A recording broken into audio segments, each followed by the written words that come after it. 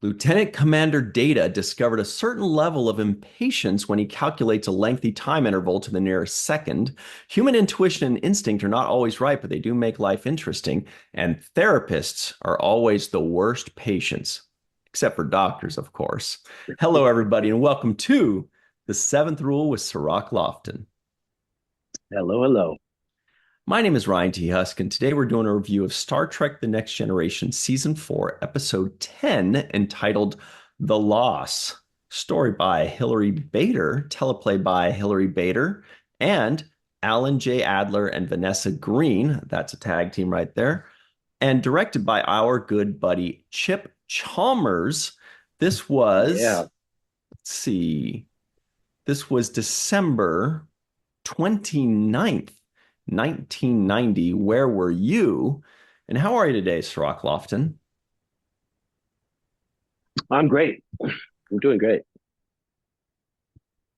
Something I Loss. noticed here is that there are about 5 weeks in between the previous Yeah, I was thinking about episode that. and this one. Yeah, It went from like November November, 20th or something. yeah, 17th to December 29th. That's like 6 weeks or something. But that's kind of a weird. You would think that the winter break would be a little later. Like it would start in December and end in January, not start in November and then end still in December. But maybe I'm wrong. Maybe back then you guys would get back to work for that week before between Christmas and New Year. That just seems weird though. Yeah, well, now that you say that, I'm sure there was a break for Christmas. But yeah, I don't know that you would be back before New Year's. Anyways, these are air dates, so usually these stuff is Right. recorded long before these air dates. So the gaps are mostly about probably scheduling and programming. hmm hmm I'm just Which, like by the thinking about way, the poor editors or something that are coming in on like December 27th. But yeah, you're probably right. I mean, that stuff's already long done, like weeks before. You're right. What were you going to say? it's done. It's done weeks before. So what I was gonna say is that I used to go visit Carrie McLuggage's office when I was doing the show, and I'd pop in every once in a while. And one Isn't thing that that I would, what isn't that what basketball players make the rookies do? Carry McLuggage, right? That's what they do to the rookies. yeah, that's a good one. I'm sure he would definitely like that.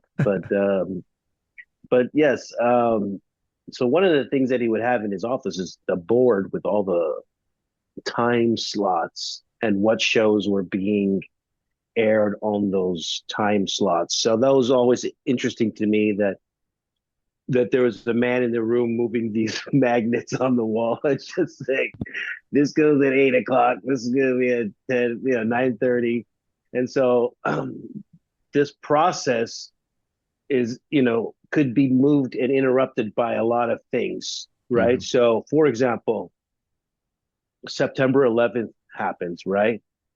Whatever you had on the programming schedule is now moved around because they're like, yo, we're going to do 24-hour coverage of this event. We're not rerunning episodes of Charles in Charge right now. You know what I mean? So um, different events in time periods could affect programming. So, for example, this could have happened during the Rodney King riots or something around that time, right? And boom, you it would change. O.J. Simpson was another example of programming being Yeah. pushed aside based on coverage. So that could be one explanation. I'm just putting it out there for the audience because there's these are the kinds of processes that go on in the decision making. Yeah, that's really interesting. And that's why I like to kind of look at the date and try to think what was going on at the end of 1990. Nothing too crazy. I remember 89, there was the big Loma Prieta earthquake in my town. You guys in LA had one in 94, I think the Northridge one, 94, 96. Rodney Yeah, King was around 92 three, or 3. 92 or OJ three. Simpson was maybe 96, the verdict. There was that. So there were definitely things going on in those days. And it's always fun to kind of Yeah. look back at things, like the dates, and even the writing gets kind of affected by it. Sometimes the writing, kind of goes in the direction of the times. But Yeah, yeah, this particular episode, one thing I want to point out as we get into it, and as everybody is liking this video and subscribing to the channel, hitting the bell icon for notifications, and the people that are listening in are giving us a 5-star rating and a nice review, and we really appreciate that. And also, please go to patreon.com/the7th rule and become a patron. We got all kinds of fun things for you to do as a patron, and also it helps keep the lights on here because man, we run a tight ship and a tough operation, and we need your support to, this high production value and all that. It's a big deal. Anyway, but we do really appreciate any support to everybody. Patreon.com/the yeah. seventh rule. So we got to see Ensign Allenby for a second episode in a row. Remember the ensign? Like it kind of Is it the blonde Ellerby or Allenby? Allenby. Oh, I wrote down Ellerby. Yeah, it's a weird one. When I first heard it last week, I thought they said Ellenby. So I looked it up and it's Allenby. So what's cool about that is I don't remember ever seeing a random ensign of the week being on 2 weeks in a row, except for the one that they introduced. I'm blanking on her name, but everybody in the live chat, you can tell us or in the comments below. The lady that spilled her coffee on Picard, if you remember, like around the second season, Sonia Gomez, and then or spilled his coffee on his own shirt, and then she ended up becoming kind of friends with Geordi, and they were setting this thing up. She was introduced 2 episodes, and then she was gone forever. This one, Ellenby, 2 episodes, and they're giving her some lines and you're thinking, oh, is this the new Wesley Crusher replacement? Gone forever after that. It's kind of a bummer because we like new characters. We like having some consistency there rather than Ensign of the Week. She doesn't even have to be there every week. Once every 3, 4, 5, 6 episodes, great, like Chief O'Brien. But anyway, that's Ensign Allenby. Allenby. Allenby, Ellerby, Allenby. She's got a lot of names. One of the things that I wish would be done in these situations is a slight introduction into these characters. When you're sitting at the helm, I feel like you're so much in the foreground and in the picture of this production that a light introduction would be warranted in the dialogue. I would like for Picard, for example, to say, Lieutenant Warp, show Ensign Ellerby to her station or something to that effect, right? Yeah. Uh, and then a quick line about she's just transferred here from the from the Saratoga, and she'll be joining with us on a few missions, something to that effect. It's like 2 lines or whatever, but You're right. Yeah, I agree with that. I mean, even something just as simple as, and we've seen things like this before, but something just as simple as, you know, Ensign Ellenby laying a course, blah, blah, blah. She says, okay. And he says, and by the way, welcome to the ship. mm-hmm. Your resume was exemplary over at the USS, whatever. And then we go, oh, cool, new character. Right. You're right. Just one Yeah, or 2 lines. And we're like, okay, got it. We have yeah. like a feeling of who this person is. Yes, and they're welcomed aboard publicly as opposed to just like this random person we see and we're like, yo, who is this guy that's talking all of a sudden? Like, like a main decision maker at the helm, right? So it's like the helm is such an important position. If you're at one Yeah. of the positions to me that are, if you're standing in the back in the security position, then I would kind of be like, all right, that's just a security guy in the back. He's on his ship.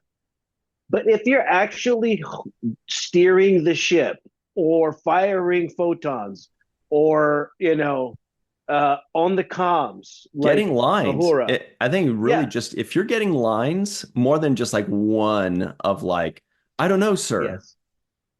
but she Yes. gets like 5 or 6 lines. I mean, this is a Yeah. legitimate character introduction that just disappears. So I would prefer that. A little bit of an introduction would be great in these scenarios. I think they just I don't know if how much thought goes into that. It's like, okay, we're having a new character, let's cast somebody, and they just go through that process. But I don't know if they actually think, hey, from audience perspective, maybe we should just give them a slight intro, or maybe they feel that gives the actor a sense that they're going to be there longer than they probably will be. So I don't know what the rationale is behind that, if there is thought or not enough thought, but it would be nice for me. And to piggyback off of that is one other tiny adjustment that I would like to see in these episodes, or in just in Star Trek in general, is I feel like there's zero chatter or banter amongst each other when they're actually on the helm, right? So a little bit like, because when you're at work, you might there might be something like, hey, can you Mhm. pass me that you got to stay, or hey, how's your wife doing? It's just like, or how's your baby? Some like little work related chit chat would be nice. And you can still be doing your job, but they're like robotic about like, okay, I'm monitoring the frequencies, and there's no like, hey, Worf, little chit chat, like, what is that? A new cologne you got on or something? Something. Colonial cologne. That's what it sounded like you're going to say when you said cologne. So you know who is good at that? The Orville. The Orville does that because they're a comedy, and so they have their little chit chat. They talk about getting a cap for the bridge. They talk about their favorite soda, things like that. Deep Space Nine does it somewhat, but they would do it at the beginning of every episode and then kind of leave it alone the rest of the way. But yeah, that would be nice. I mean, the most we ever got was Wes and Data exchanging looks. When something happens, they like look, at each Yeah, other. yeah, I'm like, that's a yeah. kid and a robot. Okay. But yeah, that would be interesting if, they're like, well, maybe part of that is because it is data up there. Who's gonna giggle around with data, or maybe they could put like a kick me sign on his back or something. That'd be fun. Say, how's your processing speed doing, Data? My processing speed is doing wonderful. All right. We also got Um, another character here, by the way. Oh, guess what Ensign Allenby's first name is? I'll give you a hint. It's Tess. okay. Tess Allenby. I don't know. I just thought that was interesting. Okay, Test so Allenby. Okay. we also got another new character introduced today, and her name was, geez, Now, this is the guest star who was with Counselor Troy. yeah, Ensign Janet Brooks. Where Ensign. do you get the name from? Because I don't remember them saying names. No, I had to look on IMDb because they did not say it. Okay. To my Okay. knowledge, they did not say it. They might have said Ensign Brooks when Troy was talking to Picard about, or Riker about it. She was like reporting to Picard about like, oh, Ensign Brooks, blah blah blah. I think they might have said Ensign Brooks Okay. then, but I had to Okay. look it up Okay. to find that out. So Kim Braden plays Ensign Janet Brooks. She also later on plays Captain Picard's wife in Star Trek Generations, the very first movie in 1994. So that's Hmm. interesting. She's got an interesting hairdo in this episode, but she's also married to a rather successful Star Trek director. What? Yeah. And his Okay. name is David Carson. Oh, wow. This is crazy. Yeah, and David Carson and Kim Braden were actually together at a table at the most recent STLV this year. I know. That's why it's so crazy, because I just met the both of them. Really? That's cool. Yeah. Yeah. Just met. I had never met her before. Of course, I know David already, and so we had a nice chance to have a reunion moment at the Star Trek Las Vegas Creation Convention. Yeah. Um, and then he introduced me to his wife, uh, which is, the first time I actually met her, and he was trying to explain. who I was, and she's like, I know, honey, I know um, who he is. So, but yeah, that is crazy. So she gets to play is when she plays Picard's wife in the movie. Is she playing the same character that she's playing in this episode, or No, no, and it's kind of a smaller thing. It's kind of like a flash forward dream sequence kind of thing. So there's not a ton to it. This is her role in this episode's a bigger role. okay? And I thought she was fantastic. It's just such a small little circle because I thought Mm. she's fantastic in this episode. I actually really liked her, and I did not recognize her because her hair is a different color in real life. I think she has darker hair, right? If I'm not mistaken. So this is a probably a wig piece, and the look is so different for me when I see her. But now I'm seeing some of the facial features and stuff. So yeah, Yeah, the hair looks like 1983, you know. yeah, It's an yeah. interesting choice. It's a very dated hairstyle.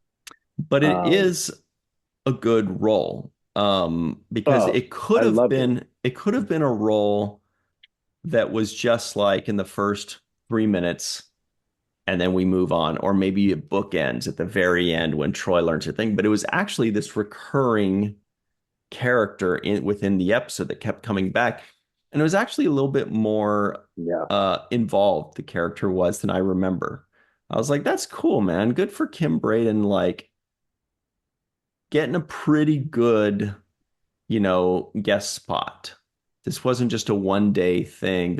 Wasn't just like a introductory, segment thing, but she was up and down throughout the episode. It was actually really good. And I actually think this episode is better than I remember it. What I remember of this particular episode is two things.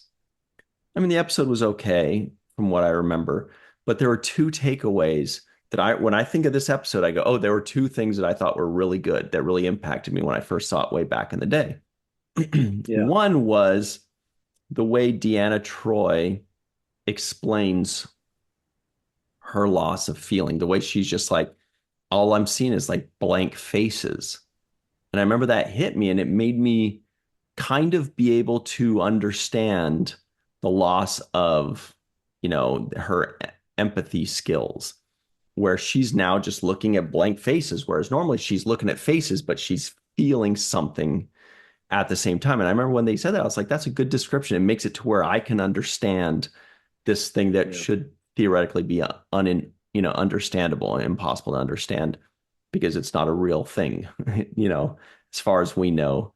Um, and the other thing was the idea of these two-dimensional beings and getting caught in the two-dimensional beings. Because once you start talking about three dimensions and two dimensions, it gets really interesting. And the way they show it, it's like at an angle, but then it kind of turns and like that. So you could see, oh, this is why I didn't see it. So Hmm. those were two things that stuck with me as being very good, very interesting ways of introducing and describing new ideas. And so I remember really being impacted by those. And those were like things that stuck with me for whatever it's been, 30 years.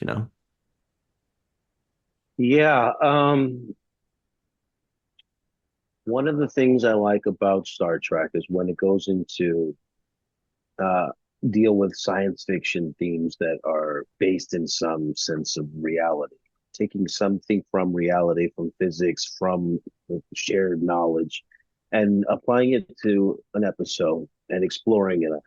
So the idea of what a two-dimensional being would behave like in a three-dimensional plane was very well explained, and it's something that I think is now being considered in the other way around, which is how we as three-dimensional beings are interacting with four-dimensional beings, and what would that Yeah. be like?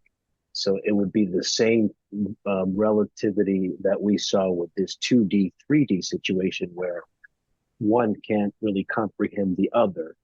Hmm. Um, a four-dimensional being would see us in the same way that we see that two-dimensional being, and being that we don't have one of the parameters of the plane of that existence, right?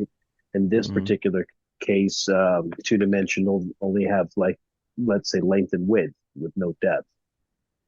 And um, as you keep adding parameters, then you become invisible on the other person's spectrum, on the other dimension Right, spectrum. exactly. And that's what's interesting when, and I don't know too much about this, but I know that it is said that the fourth dimension is time. And what's interesting about that is, so that's why it's very difficult for things in two dimensions to intersect with things in three dimensions. Because for something that's like this, but doesn't go, doesn't have any depth, then the only intersection that's possible is if the three-dimensional thing happens to be at exactly this depth. But anywhere else it won't hit. Same thing with three and four dimensions, the fourth dimension being time. Let's say, for example, this baseball is three dimensions, right? You got length, width, height, right? But what about time? So let's say I put my finger on here, right? For that second. Okay. So that fourth dimension is time. If I've got my finger there, cool. But the only way a four-dimensional thing would intersect with that is if they happen to be there like at that exact time, or that we would intersect with them at that exact time. Because if I go like this and are just there for a millisecond, then something that exists in four dimensions, there's no intersection there, because so I could put a penny here 15 years from now, and it's not going to intersect with my finger being there because they're at different times. That fourth dimension doesn't line up. Anyway, it's can be explained much better than how I just did, but that's what's interesting about dimensions is theoretically something that lives in two dimensions can't intersect with three dimensions unless it's perfectly lined up, and then third and fourth, and then fifth dimension. I don't even know what that is. I think it's like castor oil or something.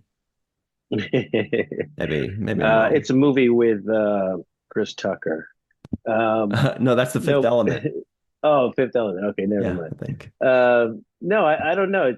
I think that they did a good job with the 2D, 3D explanation in the graph that they were showing the Yeah. captain, and just that little graph pretty much summarized, you know, the dilemma that they were facing in this particular episode, which I thought was great. I enjoyed the science behind it. I enjoyed the revelation that, like a moth to fire to a flame, that this particular two-dimensional object was being attracted to something or going towards Mhm. something.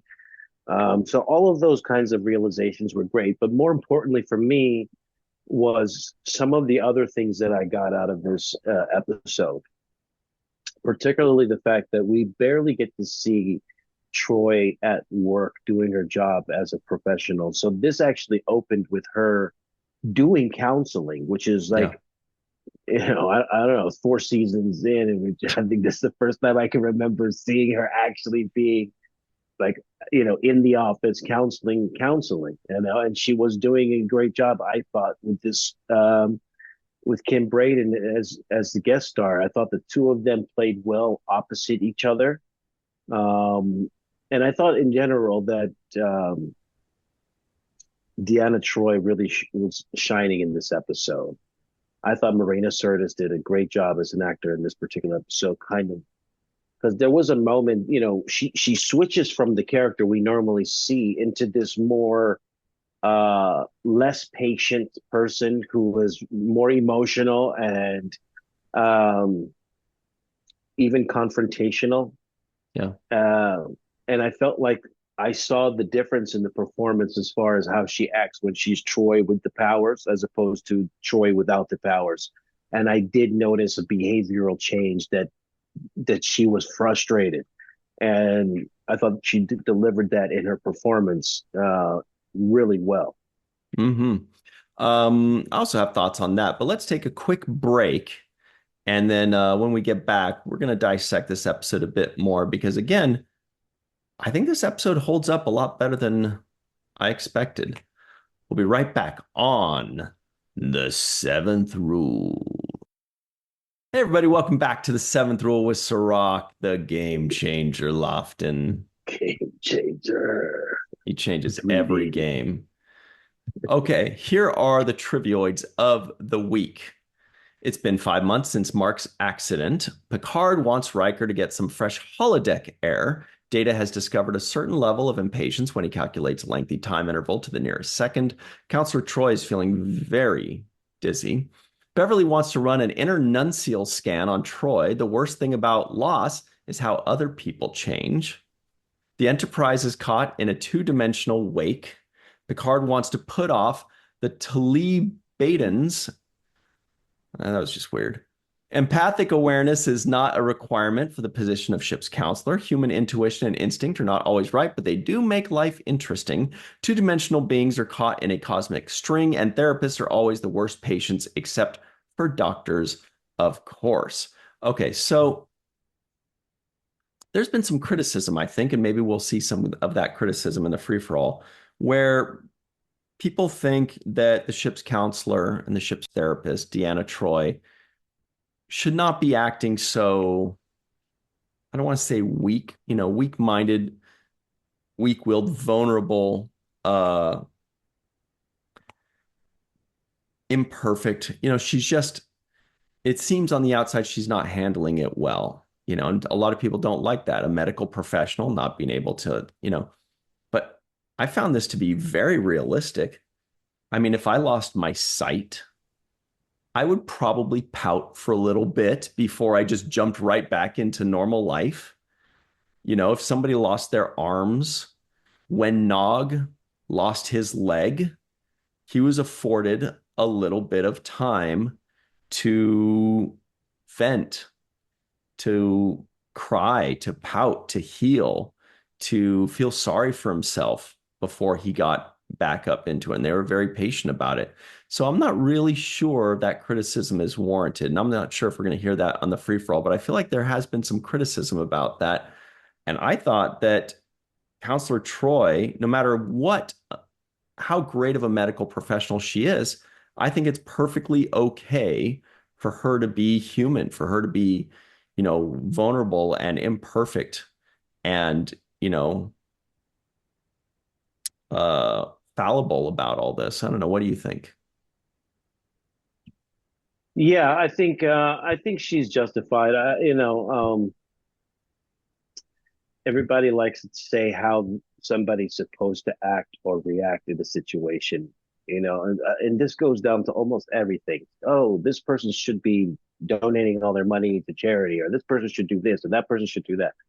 We're always telling people how they should or should not behave in certain situations, but Sure. that's not real. It's not really fair or realistic because everybody has different levels of sensitivities and vulnerabilities.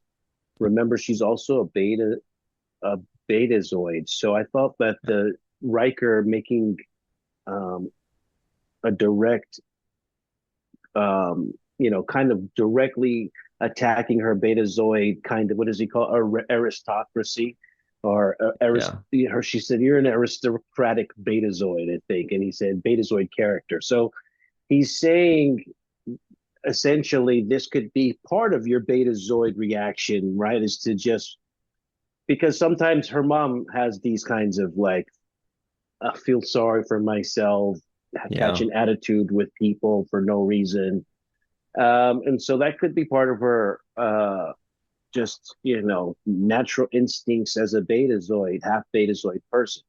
And people were trying to appeal to her human side, which is you're also a psychologist. So I can understand the argument on both sides, right? So the half of it is she has the ability to have this empathy where she essentially knows what you're feeling or what your real emotional state is. But the other half is you're a human, so we know that you have tools of psychological analysis that humans have when they go through schooling and have the professional training of understanding, different ways to deal with trauma and different tools to help evaluate those things. So I think there is a valid argument on both sides. The human side of her still should be able to have the tools, which she used later on in the episode when analyzing with data about what it was causing these particular two-dimensional beings to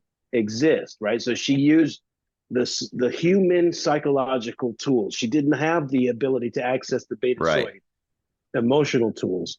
So I think that's where, you if you lean towards the human side of how you perceive her, you would say, why is she acting like that? She's got the mental professional tools to be able to deal with that.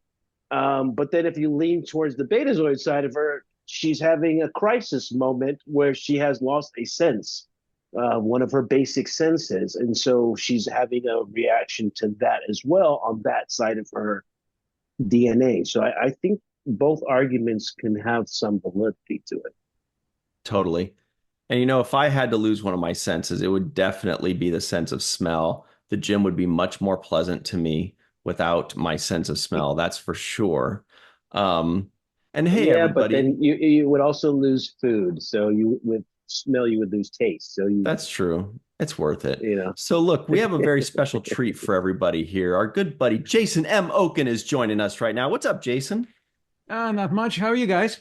Awesome. Doing good. Yeah. How are you doing? All right. It's a nice and sunny afternoon. The weather's great. You look Uh, sharp. And we're talking about Thank you. Counselor Troy. So, here's the thing, Yeah. Jason. Um, First of all, what do you think of this episode overall? Do you feel like Counselor Troy's acting a little bit weak, or do you think it's an accurate depiction of how people would be in this kind of situation? I think it's a little weak. I think it's slightly shallow, frankly. I think the result would have been better had she not regained her ability so quickly. And I think the reactions are a little too sort of diva-like, if you will. And again, this is just the way the episode is written, certainly not the way Marina performed it. I think she did very, very well with the material she was given. And yeah, it's nice to see her get uh, Yeah. some solid stuff to do as opposed to just, frankly, in some scenes, almost being the background.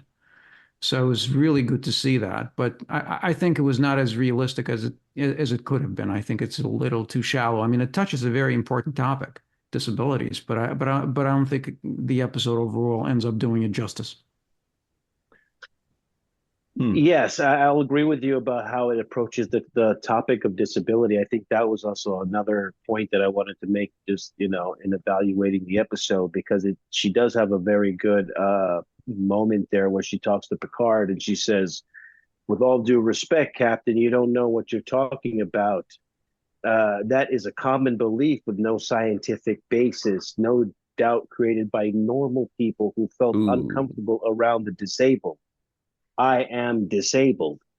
And I thought that was kind of a big moment there. It was a great speech for her. It was a great kind of voice, speaking on behalf of people who are disabled. I felt like that kind of voice is necessary in the public forum, and having it in this particular episode was something that I enjoyed. It was some meat for the bone for her character Mhm. to be able to speak up on something. And so, from that particular perspective, I enjoyed her being that kind of advocate, sticking up for this particular moment. However, to go compliment what you were saying earlier, there were moments in which I felt she was being sharp and a little um, piercing with her language towards Beverly. The whole "it's just hope, Beverly, not false hope." That was kind of a cut and it was a dig. And then she says, "You don't have to tell me, Beverly. I understand the psychology." That was another, like, just the way it was said was just not a way you would talk to a colleague who you have respect for and a person that we've seen have intimate conversations with each other. It was more like, you don't know me, you have no idea kind of conversation, as opposed to respecting the friendship and education of Dr. Crusher. Yeah, see, I think that's absolutely forgivable. This is a extremely traumatic experience for her. And I think that if that's the worst any of us did after, the day of or the day after losing a sense, I think that would be commendable. But that's my thinking after seeing this episode for like the third or fourth time. When I first saw it, I was like, I don't know. What do you think, Jason? Well, I mean, it's certainly, I think sort of the extreme reactions are what they are. I think they're not unnatural, and it depends on, what you would describe to this character. And frankly, we don't know too much about Troy to draw those conclusions, Yeah, that's true. because we just don't. I mean, Yeah, we just yeah. get little glimpses here and there. I think people react differently, and I don't think it's too out of place to sort of snap. It's a little unusual, sort of, for the Roddenberry universe of that time to have sort of Starfleet characters react that way, which is frankly more like, you or I would react to something like that than somebody, on the Starship Enterprise. So it was very nice to see that. As I said before, I wish this kind of was carried through a little longer and sort of a little deeper. I mean, they certainly touched on something important, and I think the reactions were frankly more realistic than they would, than they could have been otherwise. I think the story was, because it's episodic television, was wrapped up a little too quickly and a little too nicely in this neat package. I think Right. The way she got her stuff like in Yeah. an instant right away rather than like it coming back slowly or painfully or Yeah. anything. Yeah. Yeah. But just to add to that point, she's also Betazoid. So my idea is she started to act like how Luoxana acts. There's moments where Luoxana, when she's irritated, is very direct, and her words cut, right? She can have some cut to her words. And so I felt like that the Luoxana in her was starting to come out a little bit when she was talking to people. But I want to ask both of you, what did you think? Because I felt there's a validity to this, but I'd like to know how you felt when Troy calls Dr. Crusher and says, I'm feeling dizzy. And it's basically, that's a 911 call moment, in my opinion, right? This is a 911 call. I'm fainting. I'm feeling out of character. I'm calling 911 with my communicator. How did you feel about Dr. Crusher's response about, yeah, let me go and I'll get to it later type of thing? And then later on, Troy saying, while you were over there treating skinned elbows. That was pretty good, though. That was pretty good. What did you think about? What did you guys think? Yeah. Well, I'll just jump in really quick because my answer is pretty short. I just kind of thought like, my first thought was there were injuries being reported throughout the ship right before that, 10 seconds before that. And they said, but they're all minor. So on one hand, I'm expecting, hey, they're busy. They're getting all these calls. They're finding out they're all minor, but they're fielding all these calls. But on the other hand, this one seems like it maybe might not be minor, right? Like what you're saying, Strzok. So maybe this should take a little bit more urgency. What do you think, Jason? Yeah. Well, it's interesting. I mean, we're talking about medical triage, and it really depends on what other circumstances are going on, what other injuries there are. If they're minor, of course. And the other thing has to do with, I think, what we perceive visually and what we perceive, auditorily. If you actually close your eyes and listen to the dialogue, it does not sound as dire as what it looks like, because she's acting out a lot of this. She's dizzy. I mean, somebody says, well, I'm a little dizzy, so, hang on, somebody will be there soon. But if you actually look at her performance makes you feel like there's a lot more, it's a greater emergency than what it sounds like. So I think there's I mean, not to make any excuses, but there's a little bit of that going on as well. But I want to add to that, though, because in the same way that the sound of it versus the look of it, when you look at Dr. Crusher's medical bay, the sick bay, there was nobody sitting on the beds. It wasn't like an emergency room full of people hanging out and, with wrapped up elbows and bandages around their head. And it wasn't like they just got in a ship full of, deserted or injured passengers. So I thought that was the intensity. Right. And I thought that was a director's choice. The writers didn't put that in probably, but maybe I'm wrong. But my first thought was, hey, where are all the people in sick bay? We just heard 10 seconds ago there are reports of injuries everywhere. So you would think that there'd be minor injuries of skinned elbows and things going in and out, and it was butt empty. She was just hanging out with her pals. Well, I mean, there's an obvious reason for that. I mean, this is a bottle show. So Yeah. I think this is a money saving show. So you're not going to have a lot of extras or anything else. I mean, yeah, there's that, of course. They could have But put Doug Drexler and Larry Nemechek in the background, Denise Yeah, Okuda. she said I have a sick bay full of headaches. I'm like, full of headaches? I couldn't like it just didn't sound to me like she had that much. First of all, what's up with the beam technology? Because clearly, True. just beam over here to. Let me beam you over to the sick bay, and I don't have to go walk over there and take a turbo lift. I don't know, but that's just me. I guess they reserve it for certain issues. But what did you think about Guinan and the Guinan use of was her great. character and the scene? Yeah. First of all, that's just what Beverly Crusher calls her patients, her headaches. It's kind of off-putting, but that's a little known dark secret of hers that she just says, "Oh, Inside Dr. I had a Talk. couple headaches today," and we know what that means. I thought Guinan was great because she does that beautiful thing of getting the information out of Troy by pretending that she wants to take the position. She's like, "Oh yeah, I could do that. I could do that." And I thought that was maybe the best written scene in the episode. Jason's nodding. You agree? Oh, I absolutely agree. The interesting part is it's played slightly differently than it's scripted.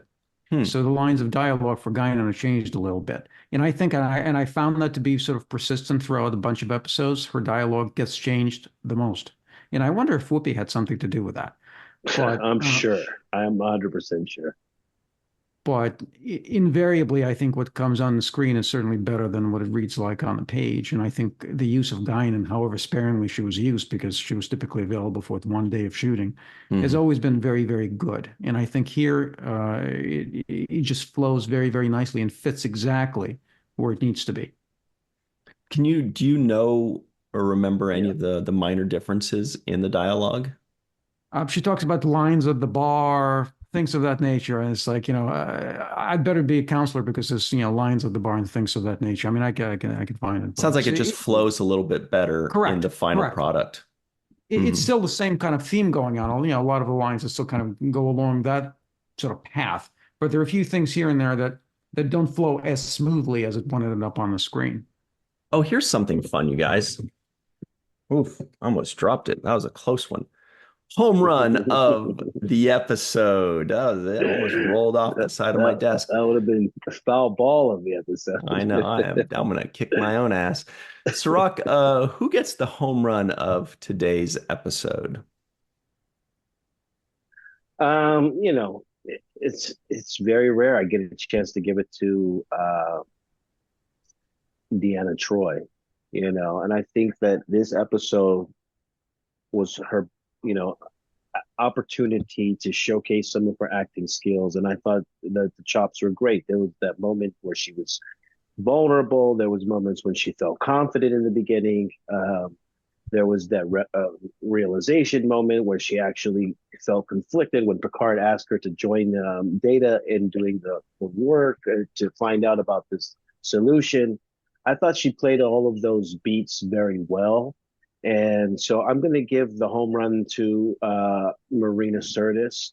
Um, Another moment that I'd like to point out is when she finally does get Dr. Crusher to show up and she says, "Come on, can you walk with me?" And she says, "Yeah, I can walk. I'm fine." And then she has a moment of like, you know, "I'm not fine." Mhm. She played that beat very well. And then the other beat she played very well is also when she says, "You're all blank to me." I think you mentioned that Yes, earlier in the review. And that right. line also just, it hit home the way she delivered it. So I'm going to give the home run to Marina Sirtis. Hmm. Jason, you're up to the plate. What do you think? I mean, All Cirroc's the right. leadoff hitter, but you're the number two guy. You're the guy that's going to bunt him to second or hit him home. Well, who gets the home Maybe, run here? maybe. How about I split it three different ways? Maybe not. equally. But certainly, Marina gets the home run here. I mean, yeah, I'm with Cirroc here. Her performance is great. I mean, she was given a lot of things to do as opposed to what she usually would be getting, and she did marvelously. I think it was a wonderful episode for her. I would say that because this is the bottle show, showing it in a different way is not that easy. And I think to some degree, Chip Chalmers did a pretty decent job directing the episode. There are some shots that were different and interesting. That, for example, that second session in Troy's office that starts from the top. You actually see the office from the top. Very interesting shot. Actually, in the script, that scene started with Troy's voiceover in her counselor's personal log. That I think is the only one that I've ever seen. I don't think it ever appears on screen anywhere, where she basically expresses her frustration that she knows the psychology, but she can't help her patients. How do I help them? Sort of that comes out a little bit. So I think Chip Chalmers, and a slight bit to technobabble. There's a hell of a lot of it in this episode. So it gets a little bit of that home run. Yeah, easy for me. Marina Sirtis gets the home run, but a lot of it is because, we're all human, even if some of us play half humans. And if you're not getting a lot week by week by week, and then suddenly you get an episode where you're like, whoa, maybe you haven't been exercising that acting muscle for 3 years. Maybe it's hard to get up for it. I mean, you're not supposed to because you're a professional actor, but we're all still human. And it's possible that it may be hard to kind of say, whoa, I'm not just going to like show up and, eat the chicken wings and say my one line this week and move on. She was like, she saw this and was like, whoa, I need to show up for real this week. And she did. And she hit a home run. So congratulations to her. And this episode was a lot better than I remember it. In fact, I think it's a good episode. I think there's a lot about it that's very good. The ending was a little weird, a little weak. I also thought it was weird that at the very, very end, we saw the Enterprise coming at us and then cut to the Enterprise going away from us. Usually we just have like 2 seconds of the Enterprise going away. This time it was like 30 seconds. I was like, what is this? The motion picture all of a sudden? What is this? Spaceballs? But yeah, home run. Good job. So also another good job is our friends Homer Frizzell, Dr. Marie Segal, Eve England out in Wales, Yvette Blackmon-Tom, TJ Jackson-Bey out in Missouri, Titus Mohler, Dr. Mohamed Noor, Tierney C, Dieckmann, Anil O, Polat. Joe, by the way, it's in his contract. I have to say Joe, yeah, I know, it's weird. Joe Balsarotti, Mike Goo, Dr. Stephanie Baker, Carrie Schwent, Faith Howell, Edward Foltz, live from Tokyo. The Matt Boardman, Chris McGee, Justin Weir, Jake Barrett, Henry Unger, Allyson Leach-Heid, Julie Manasfi, Jed Thompson, Dr. Susan V. Gruner, she likes bugs, Glenn Iverson, Dave Gregory, Tim Baum, Chris Sternett, he likes wine, Dylan Powell, Peter Draymore, and of course, Jason M. Okun and Greg K. Wickstrom out in Hawaii. All right, everybody, stick around. We've got the free-for-all up next. We will be right back on the seventh rule. Hi, everybody. Welcome back to the seventh rule with Cirroc Lofton. It's time for the free-for-all. It's time for some fun, everybody, with Melissa Longo. Hello. And also the writing team of Mike Goo and Stephanie Baker. That's Dr. Stephanie Baker. If you have an ampersand, it means they are a writing team. If you have the full AND, it means that they wrote, but not writing team. All right. And Carrie Schwent, a.k.a. Crafty Bear. Mai is live in Tokyo. She's got things to say. Allyson Leach-Heid, coolest earrings in the house. Chris McGee is the Dark Lord, but don't let that scare you. Faith Howell is on the bridge of the Enterprise D. And the Matt Boardman is smoldering.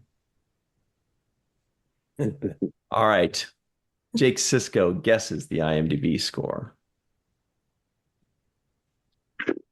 I've been so off lately. I'm gonna say this was like a 7-3. 7-3.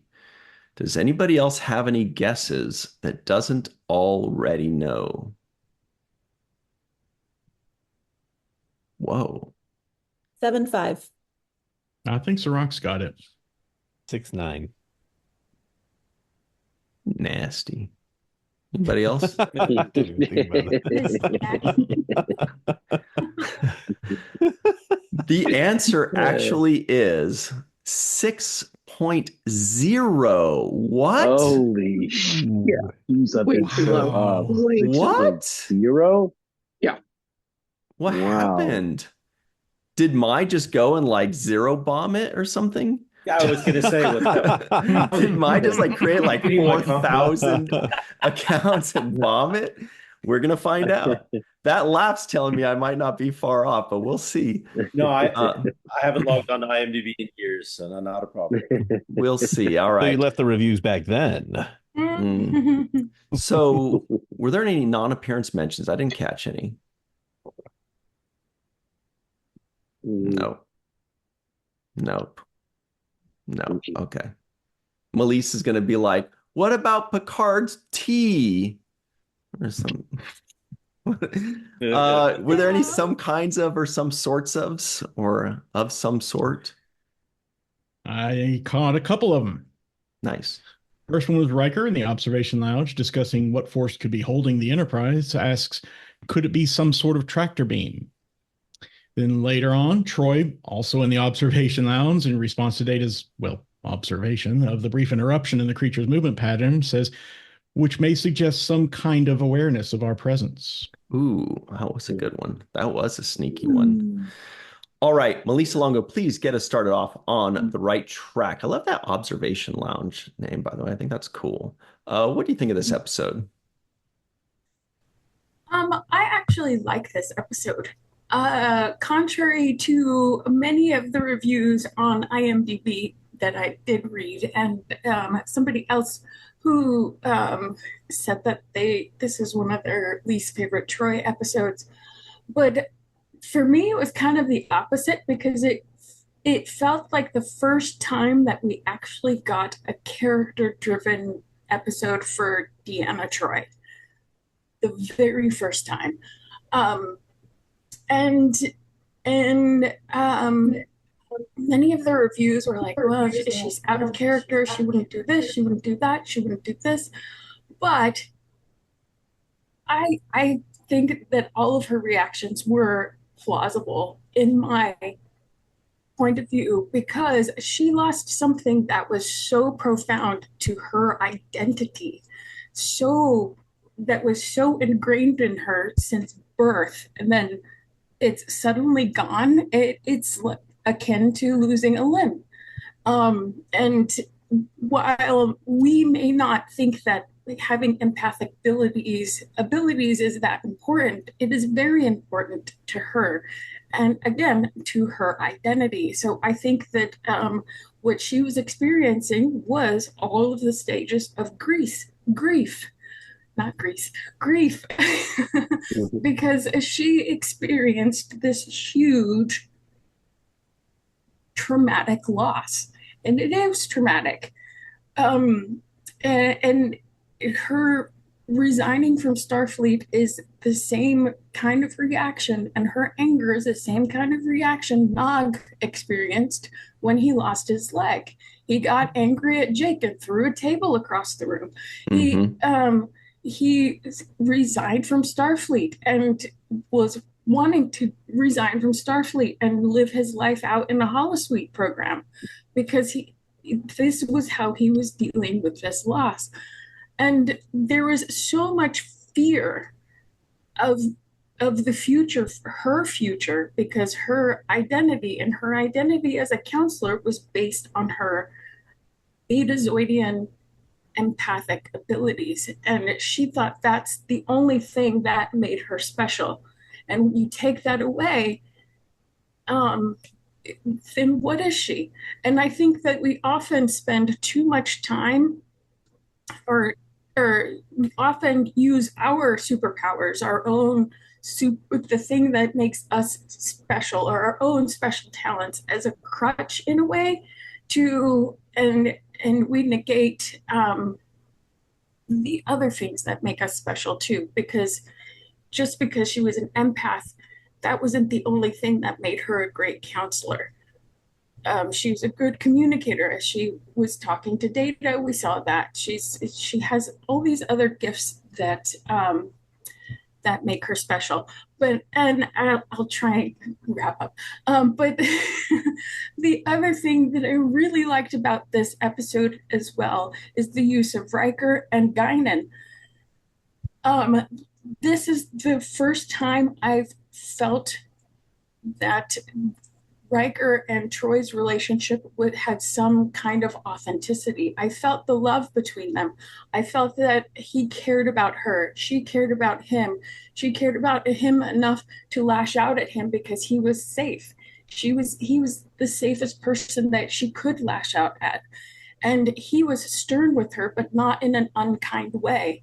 And he was her shoulder to cry on, but who else better to cry on than Riker, the person that you are closest to? So, and I love that he called her an aristocrat, because part of her is, and I'll save the rest for things left unsaid because I have a lot more. But yes, I did enjoy this episode. Nice. Excellent work. Thank you very much, Melissa Longo, out in Southern California's beautiful San Fernando Valley. Let's go with Dr. Stephanie Baker up next. What's up, Dr. Stephanie? What do you think of this one? Hi, I've always liked this episode because I'm a fan of Deanna. I do feel like the writers could have done a better job writing for her. It was a little shrilly at times, as if that's how women act when they're angry. And a la Friends, I would say this is the one where Deanna has a tantrum. But after listening to Melissa, I agree that it does. It's good to see Deanna go down a dark path and then people help her back up. I also was surprised that nobody thought, oh, we're in this bed of two-dimensional beings, and is that why Diana's empathy is gone? That didn't seem to come up. And I think they could have stuck it in even if they didn't figure it out, but it was as if it was something separate from what was happening around the ship. That's it. Yeah, great points. Thank you very much, Dr. Stephanie Baker. Speaking of great points, I bet Mike Goo's got a few for us. What do you think of this one? Oh, by the way, they have matching shirts, you guys. Check it out. It's The Emissary, and you can get it at Walking Art Made by Melissa. Can't promise you'll look as good as they do, but you'll look pretty good in it. Better. What do you think, Mike Goo? You'll look better. Yeah, I'd love to talk a little bit about that all of that that was just said, I think informs my thoughts. I do think that perhaps Deanna, because she grew up as an empath and not having the full telepathic powers of a Betazoid, like full-blooded, I just feel like she may have already been through this once in her life, about being different and kind of disabled from her full Betazoid planets, normal citizens. And so it did seem like the reaction was a little over the top, but I love the scenes between she and Riker. That line from Riker, "Oh, now we're finally equals now in this moment." I think it was just what Melissa said. Very finally an episode where we get into Deanna and her growth. And that's the focus. And then there's also the corollary of needing to empathize with the captain, right, with Maxwell, to get him off his his gunship. So yeah, I liked it. Excellent. Thank you so very much, Mr. Mike Goo. Carrie Schwent is just about ready to go out the door to go see New Kids on the Block, or NKOTB, as the cool kids say. As the cool K's say, right. I guess it should be. What do you think of this one? I really, really like it. I really, really like this one, Marie. It's It's another Deanna Must Suffer episode, and it is going on my list. I believe this is number 5, according to the list I made. But poor thing gets just put through the ringer. But Marina, for me, absolutely just knocks it out of the park. Just shows all of the analogy I came up with. She shows all of the colors of her sort of acting rainbow, because you get to see like all of it. And I think she is just fantastic in it. And I learned that they considered making her loss permanent, which I found very intriguing. And if the show was being made today, they definitely would have probably either considered doing it for sure, or maybe making it a season-long thing, and maybe she gets it back at the end of the season, maybe work that into the plot of the season finale somehow, if they were making it today. Cirroc was bringing up something similar in our earlier review. Yeah. Yep. And I think Guinan is definitely some kind of Jedi. She was working her mojo really, really, really well in this episode, and both of those scenes were just absolutely hysterical. And I said to Eric at the end of the episode when we were finished watching it, I'm like, okay, if someone were to create fictional versions of him and I's relationship, it's absolutely Riker and Troy. The way he is there for her the entire episode, even when she's trying to push him away, he even manages to crack a joke and make her laugh in the middle of her crying jag.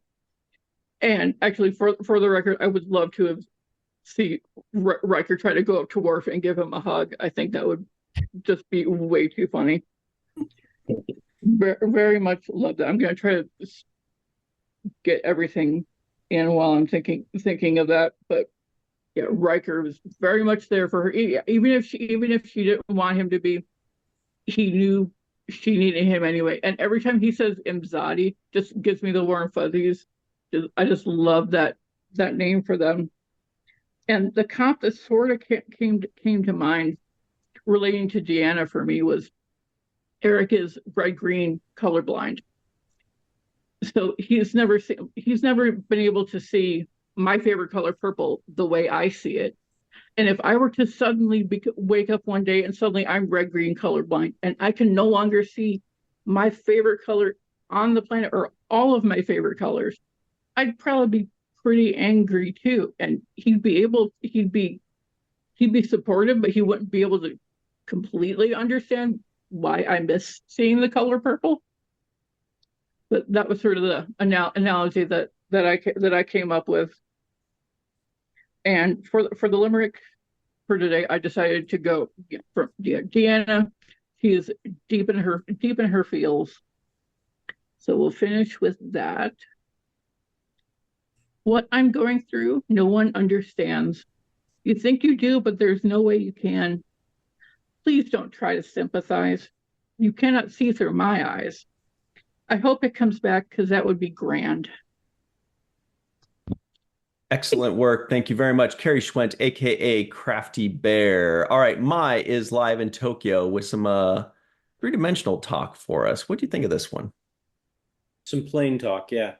One interesting observation I had at the beginning, Deanna's sitting there in the counseling session with her arms crossed in front of her. And typically in Western societies, this is seen as sort of a blocking or a protecting pose. Not exactly what you'd expect to see from someone trying to elicit comments from a patient. But curiously, here in Japan, the crossed arms when listening and which initially put me off here because I thought it indicated anger or impatience on the part of my colleagues, it's a clear symbol of giving the discussion serious attention. It's the crossed arms here indicate that your listener is taking the topic so seriously, they're blocking out everything else, and they're focused on your words. So who knew Deanna was Japanese? I thought that was very interesting. Later on, the other part of this show, not just Deanna's story, but the science aspect of it, Data mentions an aggregate field of plane polarized objects appearing and disappearing. I thought to myself, why would they disappear? Think about a piece of paper. If you're side onto it, you're not going to see it. But if you poof your head up an inch, oh, there it is. So Picard's there rotating the ship in 5-degree increments, trying to figure out what to do. rather than elevating it or dropping it by a meter, 1 meter, if he'd done so, then he would have been able to see the plane of things. I thought, if he's operating in space, why wouldn't he not maneuver in 3D? I found that a little bit weird. And related to this, if you can't form a warp field because the graviton field is the disruption of the graviton field, because you've got this plane of two-dimensional things doing its thing, well, use impulse, because that pushes the ship away from inside the engine instead of using space to make itself move. And then get away from that, and then you can all of a sudden kick in the warp drive. I thought there was some stuff missing there on that aspect of the story. Deanna's story was a key component of this episode for sure. But yeah, I think the score is reflective. I think, to be honest, her pity party was a little bit much. As a counselor, she must have been trained in multiple methods of discerning what a patient felt, visual cues, context of words, etc. That was too much. I think they overplayed this aspect of the story a little bit. I wanted to treat her like my kids when they refuse to eat. When you get hungry enough, you'll eat. Offered. So, but I thought Guinan's reverse psychology was awesome. She just totally kicked butt on that. Overall, I thought this episode did have the crew acting as a whole.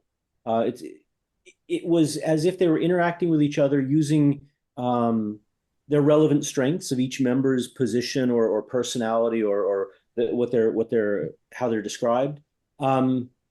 And I thought that was great. I loved that aspect of it, but it just didn't give me a good science vibe. Data talks about employing Bayesian principles, which basically means using guesswork, or Geordi's torsional force thing, which is opposing twisting force. Not exploring options using 3D movement. It seemed like there was how can I put this? There was an abundance of terminology that assumed a lesser informed viewer.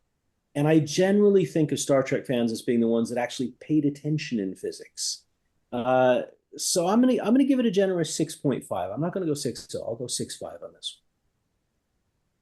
Excellent work. Thank you very much, Mai, live in Tokyo. All right, Allyson Leach-Heid, who is live in New Mexico, for all of you that asked. What do you think of this one? This one's grown on me over time. When I first couple of times seeing, not my favorite, but something that really struck me in this episode is this is a day that's happened. Troy's gone through a lot in a day. She went blind in a day. And yeah, she went through pretty much all 5 stages of grief in a day. And they did a kind of nice job of showing all 5 stages, but I'm like, this isn't a lot of time. We all have days where we're really good at being ourselves, but there are days where we have bad days. And I'm like, and she's having a pretty okay day going blind. So I'm like, that's actually not that bad, her reactions, because she did lose the sense she relies on the most to function in this universe. And so I that hit me on this episode. I'm like, it's been a day. She has a day to actually come to acceptance of my life is different now, or we just don't know what's wrong. So I think that probably could have been written more smoothly. She's having to go through this not knowing what's going to happen to her, and gets to go through all of these stages of losing something very important to her. But she also needs to give time. She shouldn't have gone, I'm going to resign. I'm like, it's been a day. You don't know enough about what's going on to resign. I want to give all the ladies in this episode some great props for all of their acting. They were wonderful in this episode. I want to say especially Beverly was great. All of her facial expressions, when Troy's yelling at her, she's already feeling that. She's like, I left my friend on the floor for however amount of time, probably not too terribly long, but still long enough. She's like, what if I had gotten there faster? And that playing out on her face is great. And whenever we get Whoopi, everyone just shines when Whoopi's on screen with them. So I always love having her in the episode. And that last scene where Deanna is apologizing and thanking them all is wonderful. It makes the episode for me. So that's really what I took from this episode. And 2 times Picard made me laugh when he put his head in his hands and just went, oh, when when Troy came to resign. I loved that. And then at the end, when she stood up, because, she's getting all of her senses back, and both Picard and Riker just stand up very synchronously. I'm like, oh my God, that's funny. I'm like, thank you. So there are a couple little light moments that I loved. And of course, when Riker gave Data a hard time for not putting seconds in his time frame, I loved that because that harkens back to the original series for me and Spock. So I love all of that little tying ins of what the Star Trek universe finds funny. So I like the episode a lot more now as an adult than I did as a kid. So I guess that's kudos to the writing of making something believable. So. Mm-hmm. Very nice. Allyson Leach-Heid in New Mexico. All right, Dark Lord, do your worst. What do you think of this one? Well, I got to be honest with you. This is another episode that I used to skip during rewatches because I didn't appreciate the drama and the allegory. Also, maybe because I was young and preferred more action-based episodes at the time. But like Allyson, watching it now, I can tell that it's clearly a study into what disabled people might go through, albeit in a very condensed time frame and perhaps exaggerated a bit. I don't know, but still gets the point across. And also, as Allyson alluded to, you can even pinpoint when Troy experiences the 5 stages of grief. Yeah. Also, you can see her take on the same sort of obstinance that disabled people display whenever someone, even a friend, tries to help them. They feel as though they're being patronized and they just want to be left alone to do it themselves. Troy is no different, illustrating that even therapists are not infallible.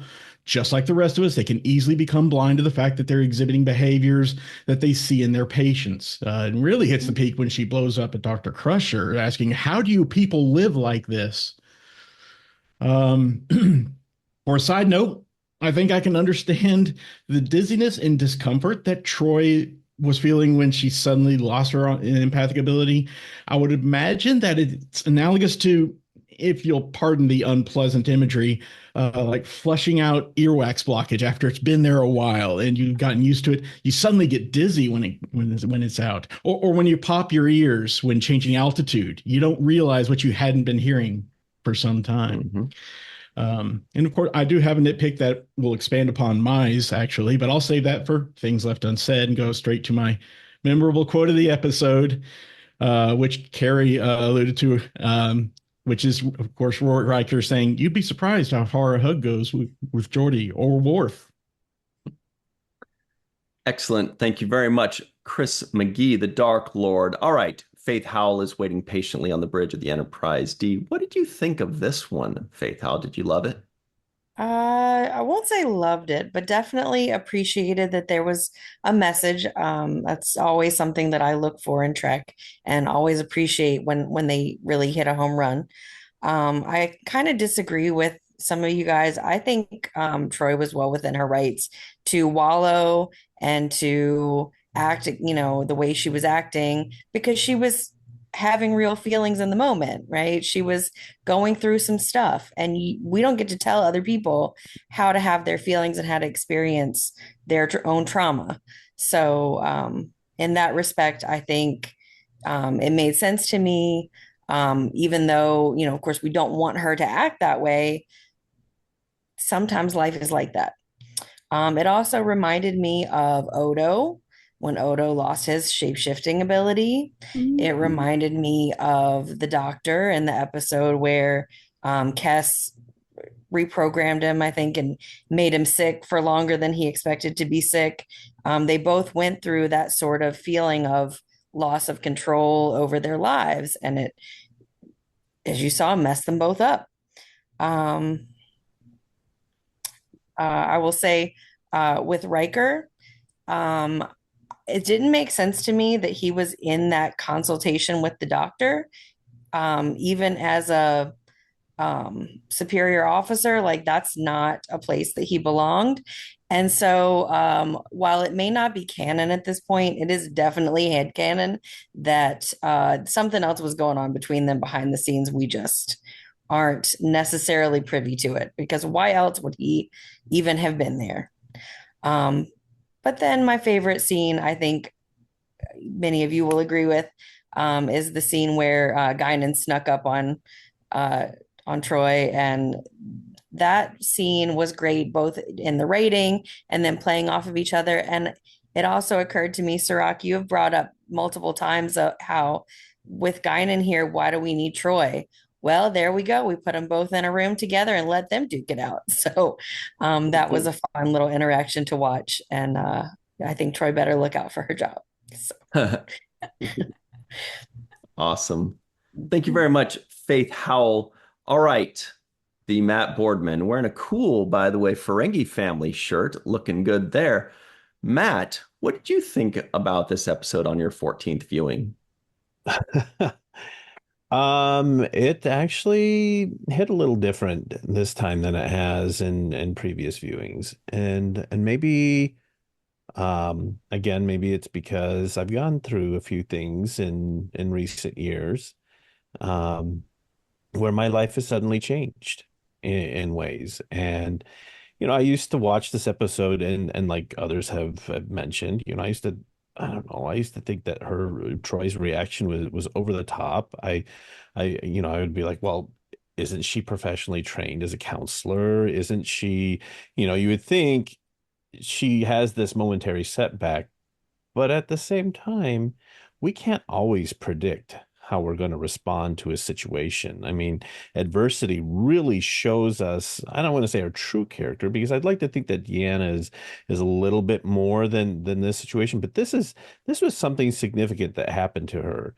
And so yeah, I like Melissa said at the very beginning, I mean, we watched her go through the stages of grief in this episode. And I think sometimes we forget ourselves when faced with that. Our initial reaction forgets ourselves, because it reminded me of, we always say, people say doctors always make the worst patients. And that's exactly what happened here. Because I think there was a level of like arrogance, maybe, that she knew I'm a counselor. I know what's going on. You don't tell me. You don't tell me, and, but I liked that we got to see Troy do something different that didn't put her in a romantic situation, because I'm sorry, but just some of the other romantic situations that they put Troy in are very cringy to me, because I think guys know how to write for her character. The same with Crusher. But anyway, but I guess just to wrap it up, I enjoyed it more this time. I think I could understand her reaction a little bit, and I think it's a great a look into Troy and Riker's relationship, and you get a sense here that, and actually I think for the first time since Encounter at Farpoint, where they first see each other after a while, where you kind of get that feeling that there's something more than um but you actually get a sense that there was a foundation in their relationship, that they were able to feel safe with each other in this situation, and to say the things that they did. Yes, very nice. Thank you very much. The Matt Boardman. Matt is actually his middle name. This is not a nickname, you guys. The is his first name. Jake's final take. Cirroc, any final thoughts on this episode? Yeah, after listening to everybody, I kind of got the sense that everybody was kind of mansplaining to Troy about what she was going through. Like, I had a professor who was in a wheelchair once, and when you lose your senses, this is what happens. And even Beverly, and how she was kind of dealing, and she's like, yeah, I'm a psychologist. You don't have to explain it to me, Beverly. I get it. I know. And all that mansplaining, I think, was too much for her. I think she just needed a hug, which is what Riker was doing. Like, hey, you know what? I get that something traumatic just happened to you. You need a hug. I don't need to explain to you about, your job requirements and what you should be acting like in this moment. You just need somebody to empathize with you, that you are feeling this pain, and acknowledge it, and just, be there for you and listen. So I think there was a little bit, some of that was going on. And I think that's why the Riker Troy hug moment resonated so much with me. I really liked it, especially at the end when he says, I'm going to come back and check in on you. And she's like, you don't have to check in on me. And he's like, no, I'm going to check in. Like I'm not, I care about you. I want to know that you're going to be okay. And I think that's really what it comes down to. I mean, we know what people's responsibilities are, and these are you're supposed to know this. And as a psychologist, we expect you to do this. And yeah, all of that is true. But right now I'm having a little bit of a meltdown moment, and I need somebody to give me a hug and tell me it's going to be okay. Everything's going to be okay. And I felt like there wasn't enough of that, which is why Riker did a great job of being that for her, and shows me why they make a good couple. Like they make a good couple because even though she was pushing him away, like, get away from me, I don't want to do, he was like, no, I'm going to give you this hug. I know you need it, and you can be mad at me, but I'm gonna do it. And I thought that's what makes them a couple. That, even when he was straight with her, she didn't have to read his emotion. He was like, you know what? I think you've been kind of, acting like an aristocratic betazoid with, and he was being straight. So it's not like she has to, like, I guess, I wonder what he's thinking or feeling. Like, he was telling her. So all of those reasons why I really love Riker Troy as a couple. There was even a look that he gave her when they were all at the conference table. He kind of looked at her, like, gave her a look. Oh. Yeah. And the looks right there just they communicate with each other without even talking to each other. That's the couple thing, right? It's like, I can just look at you and I'm uncomfortable right now. I'm not feeling good right now. I want to go. Whatever it is, there's that couple look that you do with each other. And I thought Riker and Troy did a great job with that in this episode. And then the last thing I was going to say was, I thought that part of this episode was going to have to tie in with the woman whose husband died. And I thought this was going to be a ghost-like episode. They mentioned the word ghost. And I thought that somehow the spirit of this dead husband was what they were running into or encountering, maybe through the conversations or channeling him or however it was. I don't know. But I thought the ghost of this guy was part of the storyline. And I was pleasantly, even though the physics and science was not exactly accurate, I was pleasantly surprised that it wasn't. So altogether, I think it's better than a 6 episode. And, I liked it. I liked it too. So that's my final. Mm-hmm. All right, that's it for us, everybody. Let us know your thoughts in the comments below. This episode is way better than a 6, you guys. Come on. Good grief. I watched it today. I was like, this episode is actually good. Like, of course she's going to react this way. Of course she's not perfect. Jeez. Cut her some slack. Let her pout for 35 minutes. Jesus. Right? Anyway. All right, everybody. That's it for us. Thank you very much to the Matt, Faith, Chris, Allison, Mai, Carrie, Mike, Stephanie, and Melissa. For myself, Cirroc Lofton, Melissa Longo, and Aaron Eisenberg. Thank you all very much for hanging out with us. We will see you next time. And until then, always remember the 7th rule.